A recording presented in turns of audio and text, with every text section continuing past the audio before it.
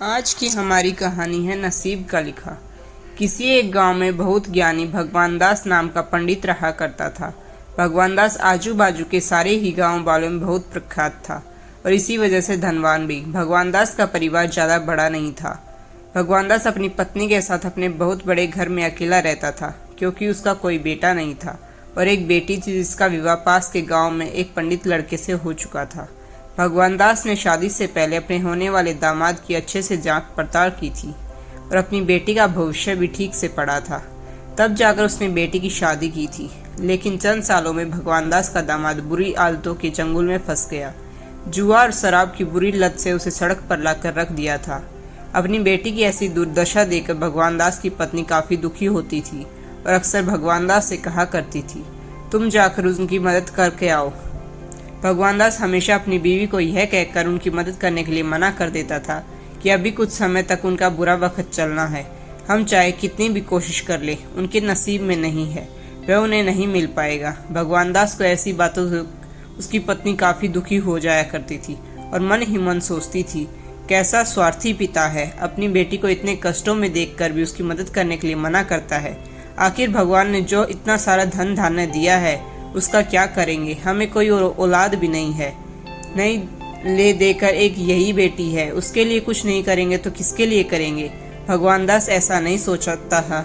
ऐसा नहीं है, भगवान दास अपनी पुत्री से प्रेम नहीं करता था, लेकिन अपनी पुत्री की कुंडली इतने अच्छे से पड़ी थी, वह यह पहले से जानता था। वह चाहे किसी के लड़के से शादी करता, लेकिन उसके जीवन में यह समय आने वाला ही था और बिना इसे भुगते उसके छुटकारा नहीं मिलने वाला था। एक दिन खाने पीने के लिए मोहताज हो चुके भगवान दास की बेटी और दामाद उनके घर पर आए। भगवान दास ने और उसकी बीवी ने दोनों का खूब आदर सत्कार किया और खूब अच्छा खाना खिलाया। बेटी और दामाद को भगवान दास से सहायता मांगने की हिम्मत न हुई, इसलिए वह बिना बोले ही घर को वापस लौटने लगे। लेकिन माँ तो माँ होती है, पंडिताइन से रहा नहीं गया।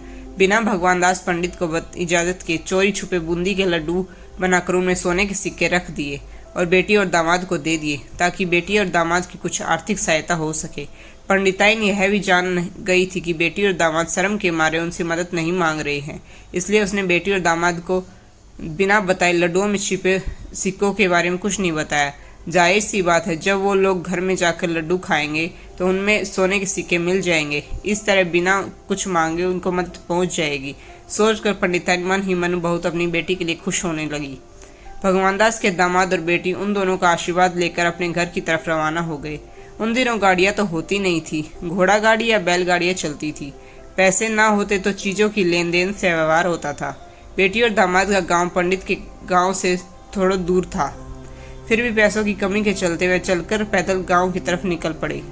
थोड़ी दूर ही चले थे, भगवान दास की बेटी के पैर में मोच आ गई। अब उसको चलना भी मुश्किल हो गया था। भगवान दास के दामाद ने जब देखा कि उसकी बीवी अब बिल्कुल चलने में सक्षम नहीं है तो उसने एक टांगा किया, अपने घर तक किराए पर ले लिया। दोनों पति पत्नी टांगे में बैठकर घर पर पहुंच गए, लेकिन टांगे वाले को देने के लिए उनके पास पैसे नहीं थे। इसलिए पंडिताई ने जो बूंदी के लड्डू ने दिए थे वहीं किराए के तौर पर उस टांगे वाले को दे दिए। टांगे वाला बूंदी के लड्डू लेकर वहां से चला गया।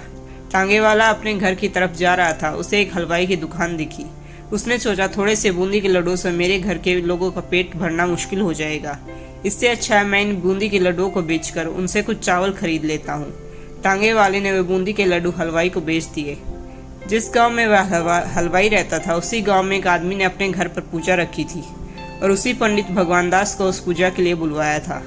पूजा में लगने वाले प्रसाद के लिए उस आदमी ने उसी हलवाई से बूंदी के लड्डू लिए जहाँ पर टांगे वाले ने उसे बेचा था। हलवाई ने भी उस आदमी को टांगे वाले के खरीदे हुए लड्डू ही पहले दिए ताकि वह खराब ना हो जाए, क्योंकि वह नहीं जानता था ये लड्डू कब बने हैं। पूजा खत्म होते ही दक्षिणा और बूंदी के लड्डू लेकर जब पंडित भगवान दास अपने घर आया और खाना खाने बैठा तो प्रसाद में लाए बूंदी के लड्डू खाते वक्त लड्डू से सोने का सिक्का निकला। इस घटना को देखकर पंडिताइन की आंखों से आंसू बहने लगे।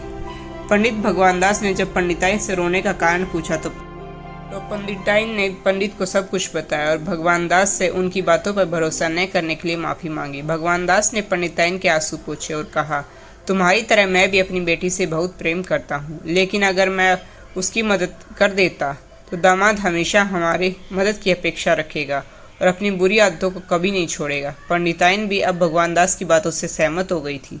2-3 महीने बीत गए। पंडित के दामाद और बेटी फिर से एक बार उनके घर आए और इस बार उनकी परिस्थिति पहले से बेहतर थी, क्योंकि पिछली बार खाली हाथ जाने के बाद दामाद ने नया काम शुरू किया था और अपनी सारी बुरी आदतें भी छोड़ दी थी। अंत में दोस्तों, नसीब का लिखा नहीं बदलता, जो हमारे नसीब में लिखा होता है वह होकर ही रहता है। तो दोस्तों, आपको यह कहानी कैसी लगी? अच्छी लगी तो मेरे चैनल को सब्सक्राइब करें, मेरे वीडियो को लाइक करें।